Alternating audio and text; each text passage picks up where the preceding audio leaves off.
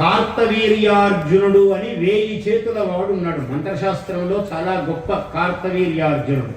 మామూలుగా నరవిఘ్నం కార్తవీర్యాత్, కలియుగంలో నరదృష్టి చాలా ఎక్కువ.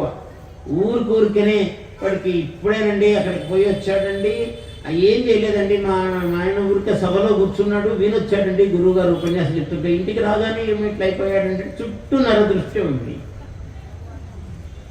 ఎందుకు ఆయన మంచి బట్టలు వేసుకున్నాడు, మంచి బట్టలు వేసుకుంటే నీకేమైందిరా అంటే, ఏమో వాడు నవ్వుతూ ఉంటాడండి ఎప్పుడు అంటే వీడికి సరిపోదు కోపం. ఆయన ఏదో ఉన్నంతలో బాగానే ఉంటాడండి, ఎప్పుడు కారు వైట్ తెల్లగా ఉంటుందండి కారు, ఆ కారులో వస్తాడండి అంటే, తెల్ల కారు అయితే నీకేం వచ్చిందిరా అంటే దానికి ఎక్కడో మరక పెట్టాలి, వాడి తట్టుకోలేడు వాడు. కానీ యుగధర్మం అట్లా అయిపోయాడు మానవుడు. ఎప్పుడు నవ్వుతూ ఉంటాడంటే నీకేమి నష్టం రా, నువ్వెప్పుడు ఏడుస్తుంటావు, ఆయన నవ్వుతూ ఉంటాడు. ఏమి ప్రమాదం అంటే వాడికి ఇష్టం లేదు. ఇగో ఇవన్నీ ఉంటాయన్నమాట. ఇవన్నీ అందువల్ల నరదృష్టికి నల్లగుండు అయినా పగులు అని సామెత. కాబట్టి నరదృష్టి ఉంటే ఎలా పోతుందయ్యా అన్నాడు. నరవిఘ్నం కార్తవీర్యాత్ అన్నాడు. వాడు కార్తవీర్యార్జున మంత్రము జపం ఎవడైతే చేస్తారో అట్లాంటి గురువు గారిని ఆశ్రయించాలి అన్నాడు. అంటే ఆ కార్తవీర్యార్జునుడి చేత నరదృష్టి దోషం పోతుంది అన్నాడు. లేదయ్యా భూత ప్రేతాది పిశాచాలతో దోషం ఉంది, భూత విఘ్నంతు దౌర్గికాత్ అన్నాడు.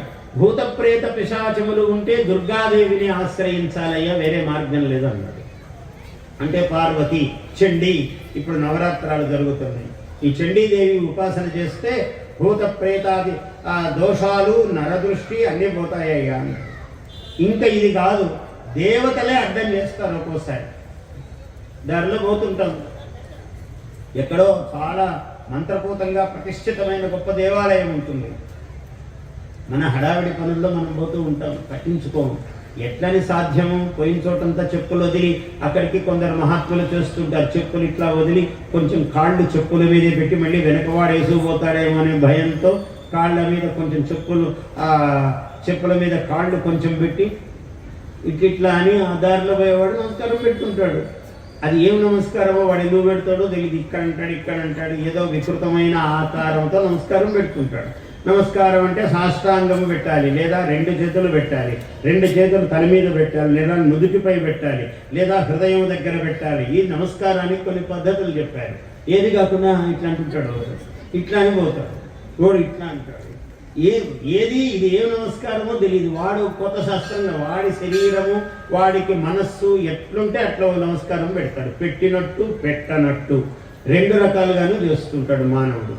ఇలా చెప్పుల్లో కాళ్ళు పెట్టి నమస్కారం చేసేది అదొక విధానం, కానీ ఇవన్నీ పనికిరావాలి.